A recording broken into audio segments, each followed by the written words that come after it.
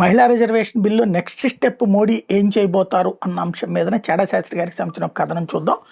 నిన్న మోడీ ప్రభుత్వం ప్రవేశపెట్టినటువంటిది ఏదైతే మనం ప్రవేశపెట్టిన 131 రాజ్యాంగ సవరణ బిల్లు పార్లమెంట్ అయిపోయింది. అసలు 131 రాజ్యాంగ సవరణ బిల్లు ఏమేమి ఉన్నాయి, ఇది నేను పార్లమెంట్లో ఓడిపోవడం వల్ల భవిష్యత్తులో తలెత్తే ఇబ్బందులు క్లుప్తంగా చూద్దాం. 131 సవరణ బిల్లుల్లో ప్రతిపాదించిన ముఖ్యమైన సవరణలు ఇవే. లోక్సభ సీట్ల పెంపు ఆర్టికల్ 81 సవరణ. లోక్సభ గరిష్ట సీట్ల సంఖ్యను ప్రస్తుతం ఉన్న 550 నుంచి 850కి పెంచాలని ప్రతిపాదించారు. ఇందులో రాష్ట్రాలకు 815 సీట్లు, కేంద్రపాలిత ప్రాంతాలకు 35 సీట్లు కేటాయించాలని నిర్ణయించారు. మహిళా రిజర్వేషన్లు వేగవంతం చేయడం ఆర్టికల్ 334A సవరణ. 2023లో పార్లమెంట్ మహిళా బిల్లు పాస్ చేసిన మహిళలకు 33% రిజర్వేషన్లు అమలు కావాలంటే 2026 తర్వాత జరిగే మొదటి జనాభా గణన మరియు ఆ తర్వాత నియోజకవర్గాల పునర్విభజన జరగాలి. అందుకని ఈ బిల్లు ద్వారా మొదట జనాభాకి గణనను ప్రాతిపదికగా తీసుకుని నియోజకవర్గ పునర్విభజన జరగాలని, ఉన్నదాన్ని మార్చి దేని ఆధారంగా జరగాలనేది నిర్ణయించే అధికారాన్ని పార్లమెంట్ కట్టబెట్టాలని ప్రతిపాదించారు. పోతే సీట్లు రొటేషన్. మహిళలకు కేటాయించిన 1/3 సీట్లు శాశ్వతంగా ఒకే చోట ఉండకుండా ప్రతి పునర్విభజన తర్వాత మారుతూ రొటేషన్ పద్ధతిలో ఉండాలని సూచించారు. పోతే అసెంబ్లీ సీట్ల మార్పు. రాష్ట్ర శాసనసభల సీట్ల సంఖ్యను దీనికి ఆర్టికల్ 170 సవరణ అనమాట కూడా జనాభా ప్రాతిపదికన పెంచేందుకు మరియు సర్దుబాటు చేసేందుకు వీలుగా ప్రతిపాదనలు పెట్టారు. అంటే రాజ్యాంగ సవరణ బిల్లును ఒక ప్యాకేజీలా ఆల్ ఇన్ వన్ తీసుకొచ్చారు. అంటే మహిళా రిజర్వేషన్లు, నియోజకవర్గాల ప్రయోజనం మరియు లోక్సభ సీట్ల పెంపు, ఈ మూడింటిని ఒకదాంతో ఒకటి ముడిపెడుతూ ఈ సవరణ ప్రతిపాదించి దీని వెనక ఉన్న ప్రధాన కారణాలు. విడదీయలేని ముడి. రాజ్యాంగం ప్రకారం మహిళలకు 33% రిజర్వేషన్లు ఇవ్వాలంటే ఏ నియోజకవర్గాలు మహిళలకు కేటాయించాలో నిర్ణయించాలి. దీనికోసం పునర్విభజన డీలిమిటేషన్ జరగాలి. పునర్విభజన జరగాలంటే సీట్ల సంఖ్య పెరగాలి, లేదంటే ఉన్న సీట్లోనే సర్దుబాటు చేయాలి. ఇప్పటికే ఉన్న మగ ఎంపీలకు పోటీ చేసి సీట్ల సంఖ్య తగ్గిపోతుంది. అందుకే ప్రభుత్వం వీటన్నిటి కలిపి ఒకే సవరణ తెచ్చింది. ఈ బిల్లులో ఉన్న 3 ప్రధాన లక్ష్యాలు. మహిళా రిజర్వేషన్లు తక్షణ అమలు. జనాభా గణన పూర్తయ్యాకే రిజర్వేషన్లని పాత నిబంధనలు తొలగించి 29లోనే రిజర్వేషన్ అమలు చేయాలని బిల్లులో ప్రతిపాదించారు. సీట్ల సంఖ్య పెంపు. ప్రస్తుతం ఉన్న 543 సీట్లని 816 లేదా 850కి పెంచడం ద్వారా కొత్తగా వచ్చే మహిళా కోటాను సులువుగా సర్దుబాటు చేయాలని భావించారు. ఇకపోతే దక్షిణ రాష్ట్రాలకు రక్షణ వచ్చేటప్పుడు సీట్లు పెంచినప్పుడు పాత నిష్పత్తి మారకుండా చూస్తానని హామీ ఇచ్చారు. అంటే ఉత్తరాదికి సీట్లు పెరిగిన దక్షిణ రాష్ట్రాల ప్రస్తుత వాటా తక్కువ ఉండేలా చట్టబద్ధమైన హామీ ఇవ్వాలని చూశారు.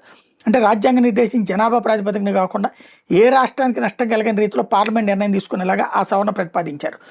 సరే, ఈ బిల్లు నిన్న పార్లమెంట్లో ఓడిపోవడం వల్ల భవిష్యత్తులో జరగబోయే పరిణామాలు. 2029 ఎన్నికల్లో మహిళా రిజర్వేషన్లు అమలుగావు. ప్రస్తుత రాజ్యాంగంలోని ఆర్టికల్ 334A ప్రకారం 2023 బిల్లు అమల్లోకి వచ్చిన తర్వాత జరిగే మొదటి జనాభా గణన, ఆ తర్వాత జరిగే నియోజకవర్గాల పునర్విభజన పూర్తయిన తర్వాతే మహిళా రిజర్వేషన్లు అమల్లోకి వస్తాయి. అంటే 2034 లోక్సభలోగా మహిళా రిజర్వేషన్లు అమలుగావు. మోడీ ప్రభుత్వం నేడు ప్రతిపాదించినటువంటి రాజ్యాంగ సవరణ బిల్లు 2026 ఉద్దేశం ఏంటంటే ఆర్టికల్ 334Aని సవరించి మొదటి జనాభా గణన జరగాలనే నిబంధన తొలగించి వెంటనే పునర్విభజన ప్రక్రియ చేపట్టాం. కానీ కాంగ్రెస్ మరియు దాని మిత్రపక్షాలు దీన్ని ఓడించాయి. దీనివల్ల పాత ఆర్టికల్ 334A యథాతథంగా కొనసాగుతుంది. కాబట్టి ఉన్న 543 సీట్లు 1/3 వంతు మహిళలకు ఇచ్చేయచ్చు అని చెప్పే వాళ్ళకి చట్టం గురించి తెలియదు, లేదా వాళ్ళు కావాలని తప్పుదో పట్టిస్తున్నారు. 334A ప్రకారం జనాభా గణన పూర్తి కాకుండా ఇది జరగడం సాధ్యం కాదు. పోతే అసలైన పునర్విభజన ఖచ్చితంగా జరుగుతుంది. ప్రస్తుతం ఆర్టికల్ 81(1) ప్రకారం లోక్సభలో గరిష్ట సీట్ల సంఖ్య 550కే పరిమితం చేయబడింది. ప్రస్తుతం ఆర్టికల్ 81(2) ప్రకారం ప్రతి రాష్ట్రానికి కేటాయించే సీట్ల సంఖ్య రాష్ట్ర జనాభా నిష్పత్తికి అనుగుణంగా ఉండాలి.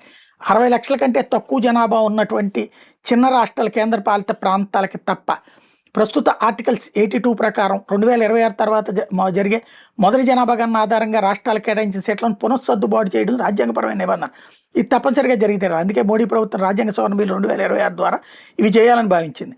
గరిష్ట సీట్ల సంఖ్యను 550 నుంచి 850 పెంచడం, అంటే ప్రస్తుతం 543 నుంచి 816 పెంచడం, 2011 జనాభా గణన ఆధారంగా పునర్విభజన చేయడం, ప్రతి రాష్ట్రానికి ప్రస్తుతం ఉన్న సీట్ల నిష్పత్తిని అలాగే కొనసాగిస్తామని 50% సీట్ల ఫార్ములా ద్వారా హామీ ఇవ్వడం. ఎందుకంటే రాజ్యాంగం నిర్దేశించే జనాభా ఆధారంగా చేసే దక్షిణాది రాష్ట్రాలు భయపడుతున్నట్టే నియోజకవర్గాలు తగ్గుతాయి కాబట్టి. అయితే ఇప్పుడు ఏం జరుగుతుంది? 2027లో జనాభా గణన ఫలితాలు వచ్చిన తర్వాత పునర్విభజన ప్రక్రియ మొదలవుతుంది. సీట్లను పెంచే రాజ్యాంగ సవరణ బిల్లు ఓడిపోయింది కాబట్టి మొత్తం సీట్ల సంఖ్య 543 దగ్గర నుంచి పోతుంది. 2027 జనాభా ప్రాతిపదికన రాష్ట్రాలకు సీట్లు కేటాయించబడతాయి. ప్రస్తుత సీట్ల నిష్పత్తిని కాపాడుతామని మోడీ ప్రభుత్వ ప్రతిపాదన. అంటే 50% ఫార్ములా వర్తించదు, ఎందుకంటే ఆ బిల్లు వీళ్ళు ఓడించారు. అంటే ఇప్పుడు కూడా పునర్విభజన అయితే జరుగుతుంది, కానీ అది ప్రస్తుత జనాభా ప్రకారం జరుగుతుంది. దీనివల్ల జనాభా నియంత్రణ పాటించిన దక్షిణాది రాష్ట్రాలు ఇప్పటికే ఉన్న కొన్ని సీట్లని వాటాలు కోల్పోతాయి.